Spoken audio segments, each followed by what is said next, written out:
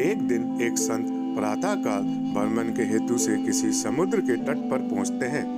संत का ध्यान वहां पर एक पुरुष पर गया। वह पुरुष एक स्त्री की गोद में सर रखकर सो रहा था।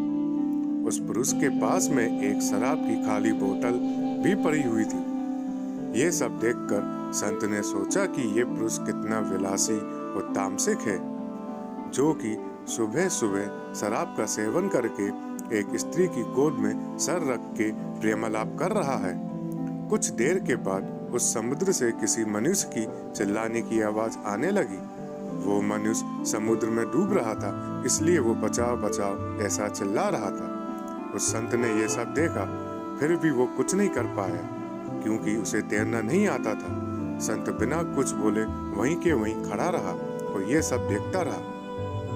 जो पुरुष एक स्त्री की गोद में अपना सर रख के सो रहा था, वो खड़ा हुआ और उस डूबने वाले मनुष्य को बचाने के लिए पानी में कूद पड़ा। थोड़ी ही देर में तो उस पुरुष ने उस डूबने वाले व्यक्ति को बचा लिया और वो उसे समुद्र के किनारे पर लेकर आ गया। अब ये सब नजारा देखने के बाद वो संत विचार में पड़ गया कि क्या मैं इस पुरुष को भला समझूं या फिर बुरा।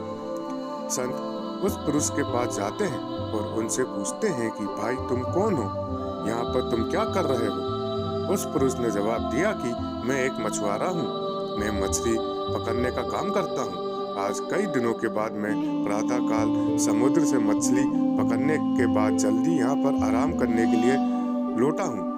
मेरी माँ मुझे लेने के लिए आई है और उसको कोई दूसरा बर्तन ना मिलने के कारण वो इस मदिरा की बोतल में पानी भरकर मेरे लिए आई है।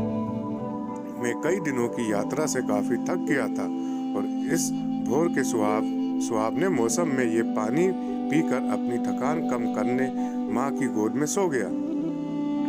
ये सब सुनकर संत की आंख नम हो जाती है।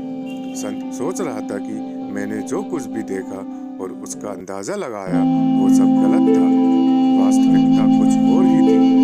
उसे अपने आप पर गुस्सा आता है कि मैंने कैसे किसी के बारे में ऐसा घटिया सोचा।